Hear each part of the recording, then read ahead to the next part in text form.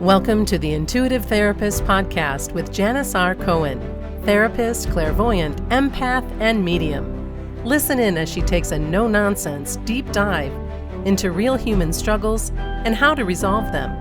Janis will share channeled information from her spirit guide team, as well as the angels and archangels, to help you master your emotional, physical, financial, and spiritual destiny. And now, Janis R. Cohen. Hey y'all, this is Janis Cohen, the Intuitive Therapist here on the Intuitive Therapist Podcast. Happy New Year to all. I hope your first few weeks of January 2024 are going well. It's been a very interesting time energetically. I think a lot of us have felt it. Heavy energy. There may be a lot of sadness, grief, concern coming up. And we're kind of wondering what's next. And I think this year for most is going to be a very, very different year. I think we are being called on to let go of what doesn't serve us finally. And for a lot of people, you know what that is. For some of you, you don't know what that is yet, but you will be shown. And I'm being told you will be tested to show you that. Because a lot of us are keeping beliefs, ideas, memories, experiences that in a way that doesn't serve us. So I'm going to ask you for actually request that for the remainder of this year, right? You got a lot of days. Allow yourself to be open to do things differently. And that leads me into the topic of today, which is how to make this year better than ever. And I always giggle inside a little bit when the new year comes around because most of us were raised to believe that the new year, January 1st, meant that it's time for a reset for our personal goals. And for many, it really is. It's kind of like we choose that marker. But for me, well, I don't really believe that anymore. And as I've grown into myself, I don't know about y'all, but I realize that January 1st is only a day in our lives, and that change or making a decision to change can happen in any moment. And as human beings, we're really driven to change in two ways. And the first is when we experience immense pleasure, and we want to make sure to sustain that level of pleasure. Maybe it's by having fun or feeling more joy or doing new things and experiencing love and satisfaction and expansion, right? Things like that. The second way is to be in intolerable pain. And this is the kind of pain that brings you to your knees and you realize in an instant that you can't keep living your life in that particular way, the way that you have been, the way that hasn't been working. Much like kind of like a rock bottom moment. And it's a moment, not a day in the year, that causes this type of change, like a millisecond, faster than that. And you realize that you simply can't take doing life the way you've been doing it. And if you don't change, I mean really change, a massive shift, you like literally die in some way or in entirety. Now, most people live along a spectrum of either one of these. And they wonder why, they kind of think, oh, I want to change, but then change doesn't happen. And I have a very simple yet profound reason why. And I think people get confused, like, oh, I just want things to be different. I need for things to be different. I ought to, all of that. But then nothing happens. We don't do anything differently. You see, between each of these touch points, immense pleasure or intolerable pain is a very long spectrum of discomfort. And when a person is uncomfortable, they don't change because real pain causes change. Like I said, real pain causes change. So unless you experience intolerable pain, you can wish and want all you want. But you won't move the needle at all. And if you don't move the needle, it won't last because there's only interest, not a commitment to change. I hope this is making sense. Now, when it comes to making this year better than ever, I have a few thoughts about that. I think about this a lot. I always think about change. I always think about what's going to propel me forward. And a lot of times, because we don't know what's coming in our lives, we don't know what that motivation, that internal fortitude, we don't know where that's going to come. But first, I want to say that most people have dreams of the life they want, and they fail to realize them, right? They fail to bring them into reality. And there are a lot of reasons for this, and to go into that would take a lot of time. And you yourself know the reasons why that hasn't happened in your life. And whether you care to admit them or not, or trust them, or trust that you know why you have yet to make them your permanent reality, somewhere deep inside, you know. And there's a lot of fear around change. There's a lot of fear. We like our sense of comfort. We like to kind of know what to expect. And change calls on us to trust the unknown. And that's very hard. And second, most people tend to lack a real specific vision for their lives, right? They dream big and vague, but not specifically. And the universe knows what's in our heart, but you have to claim it for yourself, for the universe to begin to work in your favor. This is a key point to make this year and any moment better than ever. And each of us knows, what about ourselves we'd like to change. And each of us knows who we must become to be the cause of change in our lives. So why do we keep settling for what we don't want? Why do most people accept their current circumstances as their permanent reality? You see, most of us have limiting beliefs that hold us back from realizing our full potential. And you hear that all the time. Everybody has limiting beliefs, but it's very, very true. Even though the things that happen in our lives help us grow, there are layers and layers and layers of conditioned limiting beliefs that most of us don't even know we have. You see, beliefs that you're not entirely aware of. And these come from your upbringing, your cultural conditioning, societal conditioning, and familial conditioning. And it's as if these are the only rules that we can operate from. And that's not the case. And once you get that, once you realize that just because you've been raised a certain way, or you've been exposed to certain things in a certain way, doesn't mean that you can't develop your own sense of truth. And so, what would your life be like if you could make your own rules? We are never, ever given, and I say that emphatically, we are never given externally the permission to make our own rules. Because if you could decide how your life is in every moment of your life, that changed the game for you, wouldn't it? See, we are raised a certain way by our family, by society that says, well, this is how it is. No, it's never how it is. It's only how it is when you decide how it is. And I fully ascribe to the belief that when you try new things, when you stretch beyond your comfort zone, however scary that is, when you meet new and different people, when you work on your judgment of others, because that's a representation of your own insecurity when we judge others. When you allow yourself to cultivate new beliefs and choose the highest version of yourself, everything really seems to fall into place. It tends to make more sense, at least to me. And I've spent a lifetime of working on these things. I have still a lot of work to do each day to meet my own standard of evolution. And I get very frustrated with myself.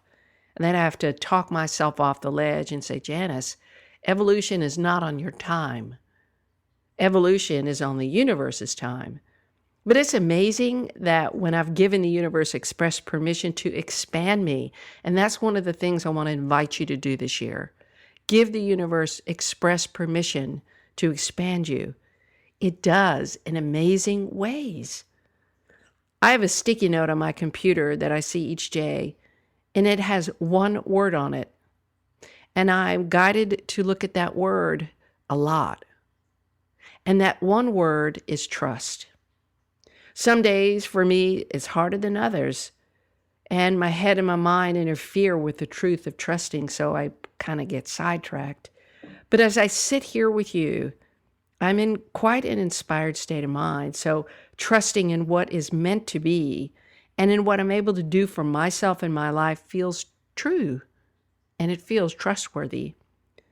As you look back on this past year and answered some of the questions that I posed in my previous podcast episode, the end of 2023, I wonder what you came up with about yourself. And if you haven't listened to that episode, I highly encourage you to do that because today's episode piggybacks on that one, and those questions are forevermore. Like they'll always be applicable. The questions in that episode are designed to get you to think more deeply, to assess your life more closely, and to invite you to see you now in comparison to who you desire to become. That's what life is about, becoming. Right? That's what the human journey is about. Becoming more loving, becoming more humble, becoming more helpful and compassionate, assertive, strong, liberated, courageous, taking leaps of faith, trusting, dreaming bigger, and more specifically, ending old patterns that don't serve you anymore, dealing with what haunts you, and many other things. This is what life is about, peeling back the layers. And as humans in the spiritual world, our entire goal is to do what it takes to become our greatest versions of ourselves. And the dreams and desires in our hearts, not our ego, will get you there. There's no desire or dream that is within you that is heart-based that isn't meant for you to achieve. And in almost all cases, you don't know how that's going to happen. And I know that for a fact.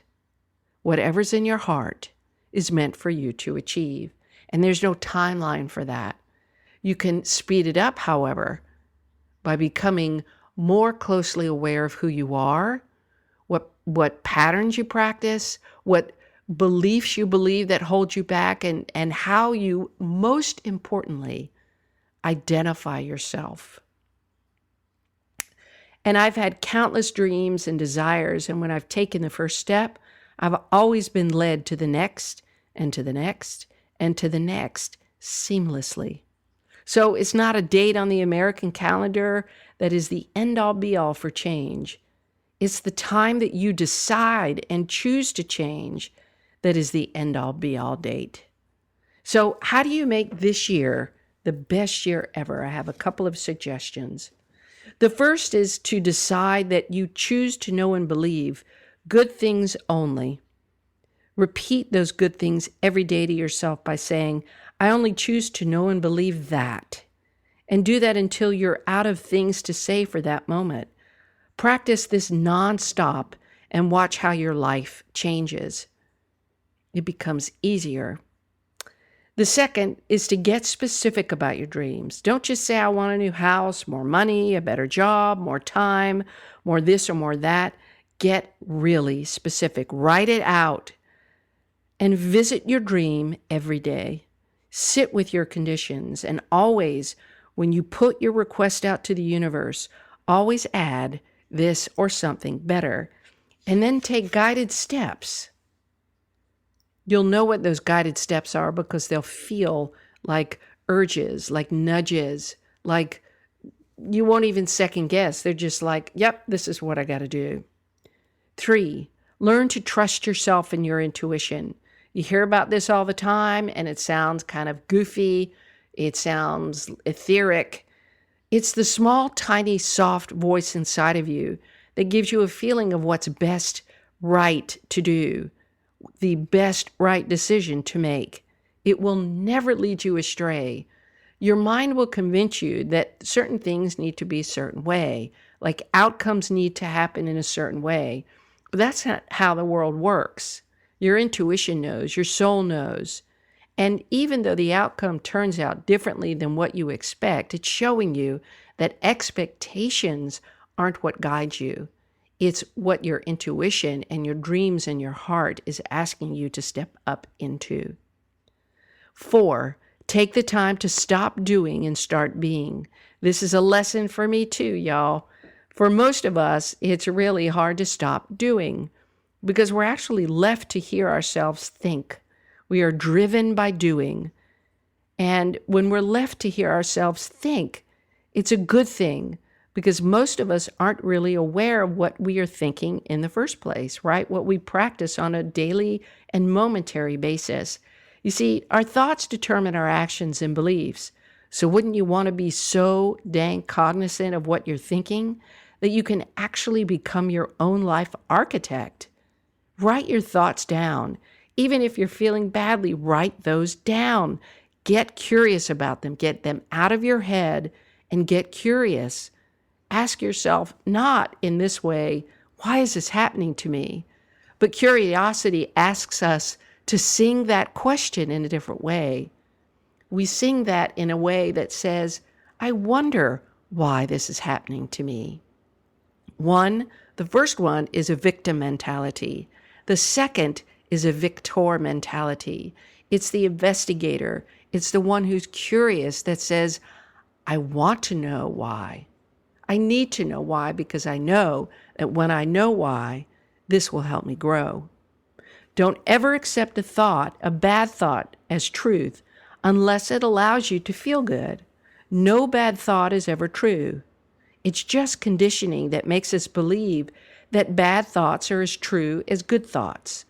Thoughts are things, so just take good care of your thoughts as you would your most prized possession. That's how special and powerful they are to you and your life. 5, stop settling. Learn to stop doing this. We settle because we really don't believe in our worth and our deservedness, and we settle because we don't believe that what we want will come true. And everyone deserves everything that their heart desires. When you decide to stop settling in your job, with your current financial situation, your relationships, your own personal condemnation, then you begin to see yourself as somebody who matters, as someone who's worthy, as someone who's valuable. And this is perhaps one of the hardest goals to achieve for many, because the beliefs you have around your worth and value mitigate your ability to stand your ground in the truth. To stop settling means getting really comfortable with who you are and knowing yourself up, down, left, and right so well that no matter what you decide and no matter what anyone says about what you decide, you have peace in your heart and mind because of where you stand with yourself. And it's not where you stand with anything or anyone else, but it's where you stand with yourself. So choose how you stand with yourself and where you stand wisely, and only stand in alignment with the person who you want to become. Lastly, learn to listen and learn. This is the key to making anybody's life better. Ask anybody how they are. Take the time to listen. Read new books that expand your mind. Go to things that grow your life experience. Test your will. Meet new people. And do that stuff that scares you. Of course, nothing is going to harm you, but emotionally do the stuff that scares you so that you know of what you're made. I've had such an expansive experience in 2023. I did things that scared me. I didn't know whether or not I would succeed or fail. I put stuff out there that, you know what, worked, and a lot of it didn't. But I was okay with that because that gives me clarity. Action creates clarity. And this is how you make this year better than ever. Think, feel, believe, and do only those things that lead you closer to who you want to become. Trust me, your year is going to be so fantastic if you do this that you'll wonder why you waited so long to step into your truth, to step into this truth. I wish you a wonderful, meaningful, challenging, but learningful and healthy 2024. Have a blessed day, a wonderful week, and always live intuitively. Thanks for listening to The Intuitive Therapist. If you like what you heard, the best compliment you can give us is to share this podcast with a friend, and be sure to give us some stars and a favorable review at Apple Podcasts or wherever you listen in.